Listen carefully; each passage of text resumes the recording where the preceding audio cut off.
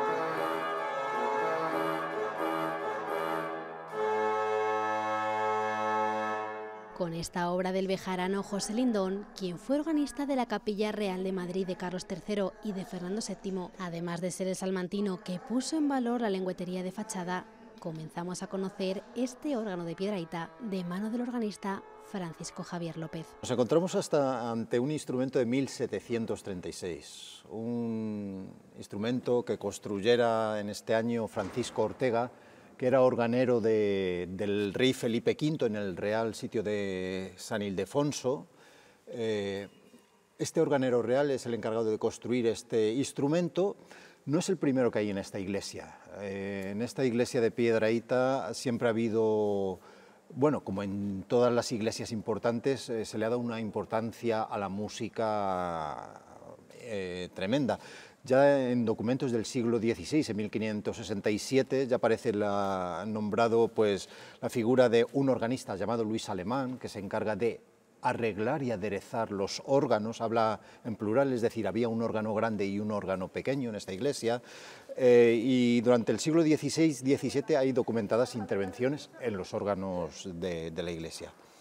En 1736, ya siglo XVIII, pues es cuando se construye este órgano, pues uno de los órganos con una de las fachadas más imponentes de la provincia de Ávila, por un organero importante de renombre y con las características propias de lo que puede ser un órgano barroco español. Pues para empezar, estos tubos que tenemos en la fachada en horizontal, la lengüetería de batalla, que es una particularidad nuestra, un único teclado y registros que son los timbres, los colores que tienen los diferentes tubos, a mano derecha y a mano izquierda del organista, que es una particularidad de los órganos españoles. Hay que decir que este es un instrumento que fue muy reformado en el siglo XIX, que fue radicalmente transformado. Los instrumentos del siglo XVIII se caracterizaban por ser instrumentos de un sonido dulce, donde sobre todo predominaban los armónicos agudos. Tenemos que tener en cuenta que el órgano, como instrumento en evolución que es, como máquina en constante evolución, pues está sujeto a las modas, a los gustos musicales de cada época. Y no son los mismos los gustos del Renacimiento que los del Barroco, que los del Romanticismo, cuando se reforma este órgano, o los instrumentos que se puedan hacer en el siglo XX, cuyas características van a ser diferentes. En el siglo XIX, como comento, se modifica el cuerpo sonoro del instrumento, se modifica toda la tubería, todo el interior del órgano, se construye un órgano romántico de sonoridades más pastosas, más grandes, desaparecen todos esos timbres agudos, todos esos colores agudos, y ahora, aunque el mueble es un mueble de 1736 de Francisco Ortega, realmente el instrumento es un órgano romántico del siglo XIX. En ese sentido, una cosa excepcional en la provincia de Ávila. Un instrumento romantizado, cambiada la manera de sonar y luego con un arreglo importante en los años 80. En 1981 sufrió un arreglo importante, se le añadió el teclado que tenemos en la actualidad, es un teclado moderno y se le dio el carácter que tiene ahora en la actualidad. Este instrumento se construyó específicamente para esta iglesia de Santa María la Mayor, al igual que ocurre con el resto de órganos. Por este motivo, responde a un tamaño y características concretas, como por ejemplo el número de sus tubos, en total 676. Es especial en el sentido de que es un instrumento romántico.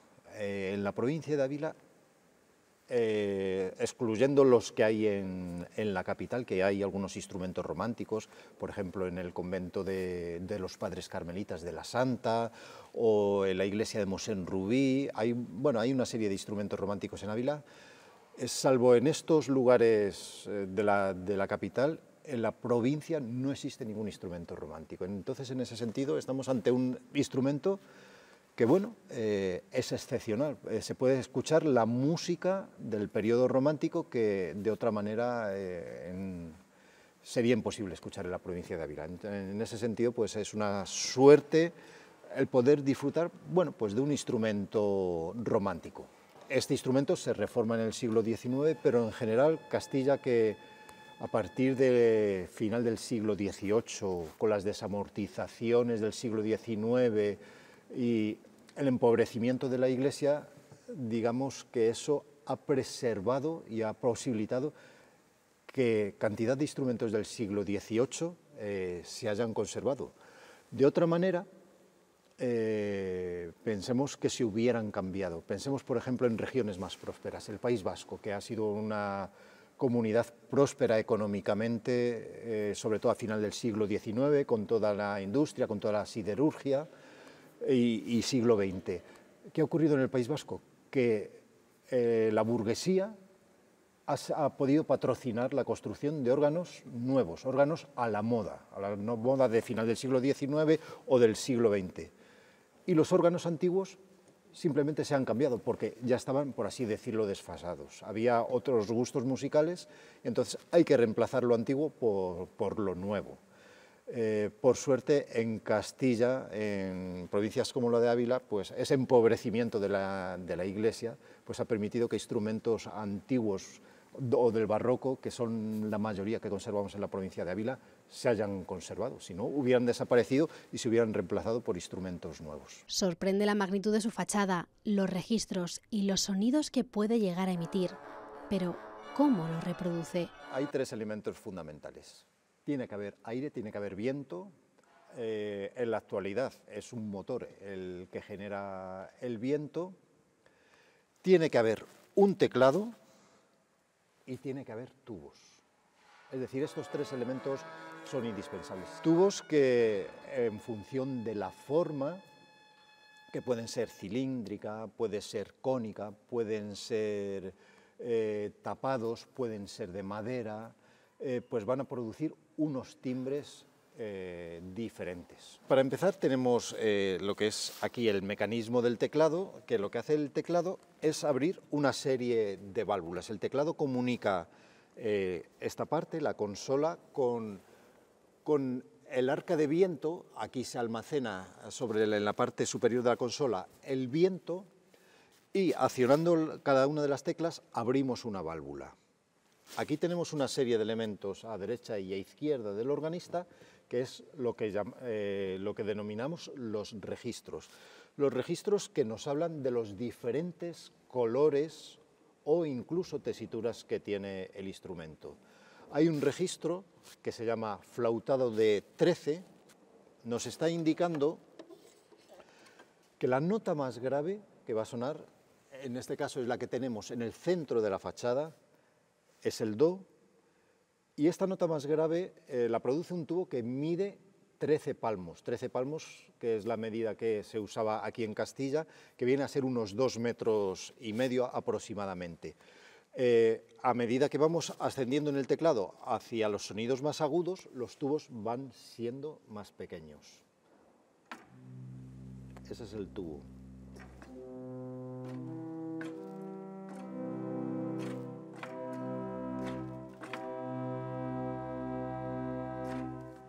En la misma nota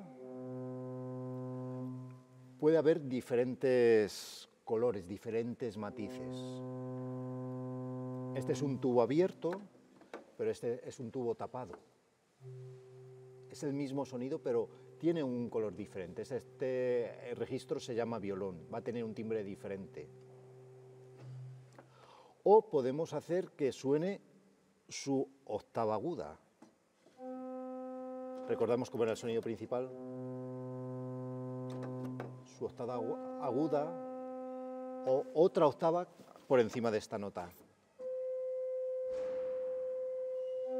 Y todos estos recursos los podemos sumar y nos van a producir diferentes colores, diferentes matices. Vamos a tener también dos tipos de tubos diferentes, los tubos, digamos, de flautas o principales, como son los que tenemos en la fachada, que hemos seleccionado como el flautado, y vamos a tener otros registros denominados de lengüeta.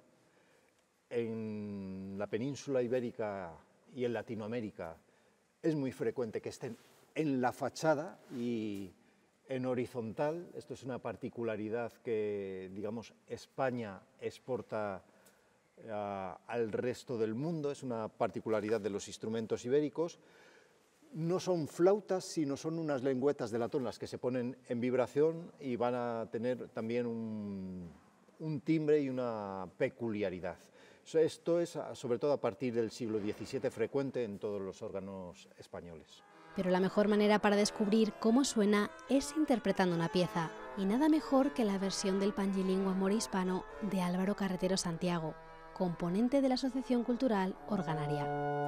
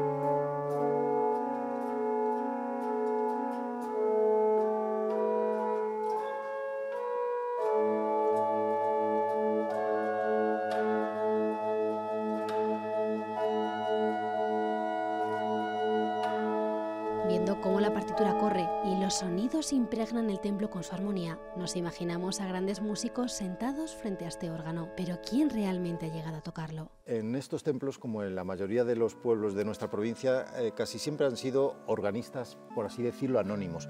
Sí que hay datos, aparecen a veces en los archivos, el nombre de algunos organistas.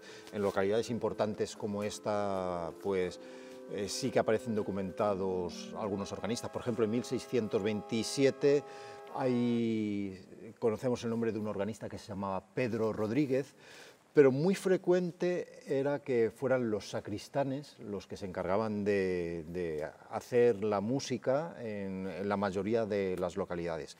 Cierto que en estas localidades un poco más importantes, como podría ser Piedrahíta, Barco de Ávila en esta misma comarca, pues sí que la Iglesia se permitía el lujo de poder contratar una capilla de músicos con su organista. Es imprescindible que para que estas máquinas funcionen haya un organista. Organistas como Emilia, ella es la encargada de hacerlo sonar cada domingo en la Eucaristía. Lo lleva haciendo desde el año 2001 y a día de hoy conserva la misma pasión que el primer día. Yo estudié música en Madrid durante por lo menos 10 años de mi vida y yo estudié piano y estudié pues bastantes años piano y bueno, pues por eso yo puedo acceder a este órgano que es de un teclado sencillo y bueno, pues lo toco como si fuera un piano, aunque realmente es un órgano porque suena mucho más majestuoso y tengo esa suerte, claro. Durante una etapa de mi vida que no vivía aquí de continuo, pues cuando había fiestas, la fiesta grande de Piedrahíta y alguna cosa más, pues alguna boda, como la gente sabía que yo tocaba, pues tocaba, pero hasta desde el año 2001, exactamente cuando vino aquí Santiago Enríquez, pues se enteró que yo tocaba y entonces pues digamos de alguna manera me encargó que me hiciera cargo del órgano y de un coro. Es un poco poner en práctica todo eso que yo aprendí en pequeña escala, porque lo que yo hago pues es algo muy sencillo y entonces pues para mí es muy importante como personalmente. Para ella poder tocar es toda una satisfacción y le gusta saber que a sus vecinos les agrada escucharla. Y hay gente que viene que a lo mejor si no se tocara el órgano no vendrían a la misa, pero les gusta y entonces se animan a hacerlo. Me gusta mucho una misa que se llama el Verbum Panis, de la cual tocamos y cantamos varias cosas, y me gustan mucho algunos glorias y, por ejemplo, pues el Cantemos al amor de los amores, que se canta el día del Corpus. El cariño y el amor por la música, y más concretamente por este órgano, es lo que ha llevado a Emilia a prometer seguir tocando hasta que su cuerpo se lo permita.